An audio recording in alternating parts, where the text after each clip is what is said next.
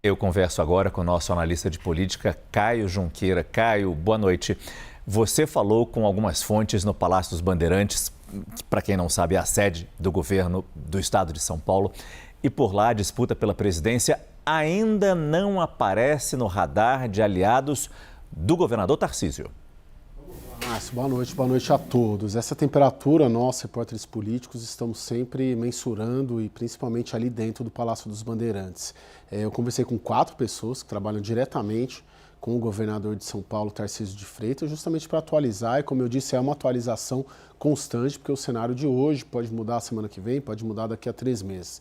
Mas ao preço de hoje, o que me relataram? Primeiro, não há nenhuma alteração de cronograma, de entregas por parte do governo do estado de São Paulo, tendo em vista o prazo que o governador de São Paulo teria de se desincompatibilizar, que é o prazo do dia 1º de abril do ano que vem. Ou seja, não está tendo uma aceleração de obras, uma aceleração de entregas, para encaixar entregas, por exemplo, no mês de março. Isso é muito comum país afora, quando candidatos querem se desincompatibilizar para concorrer a outros cargos. Ou seja, o planejamento continua o mesmo para 2026.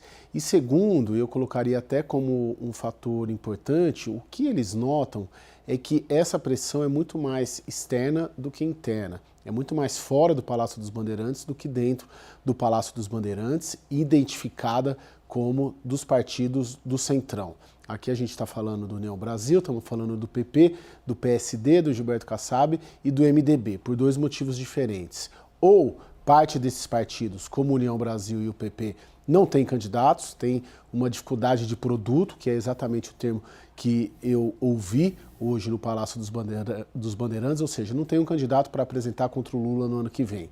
E aí, como é o governador de São Paulo, como é o maior colégio eleitoral, né, como se pontua bem nas pesquisas, como a gente viu na Atlas essa semana, acaba sendo uma solução natural desses partidos de centro e de direita lançá-lo. E ou tem interesse na cadeira do governador, eu colocaria que aí é mais o caso do PSD e também o caso do MDB, que tem o prefeito Ricardo Nunes, que tem ambição, caso o Tarcísio saia, de ser candidato a governador. Então, eles identificam isso como uma operação política muito mais externa do que interna. E quando você questiona, poxa, mas e aí? Né? E se o Bolsonaro ungir, que é mais ou menos isso que o presidente Lula está falando. Eles não acreditam que o Bolsonaro vai ungir.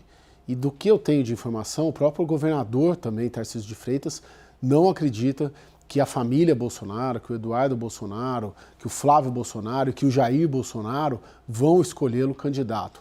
Essa seria, talvez, a única forma do Tarcísio sair, né? E hoje eu ouvi isso de novo, um consenso das forças de direita, incluindo aí a família Bolsonaro, para que ele saia candidato, porque aí sim você consegue largar aí pelo menos 20, 25% de intenção de voto, que é o que o bolsonarismo tem em nível nacional fechado, né? Núcleo duro do bolsonarismo. Mas ninguém, pelo que eu notei dentro do Palácio dos Bandeirantes, e o próprio governador também tem relatado isso, aliados, acredita que ele será o escolhido pela família Bolsonaro. Então deve caminhar a preço de hoje para a reeleição ao Palácio dos Bandeirantes.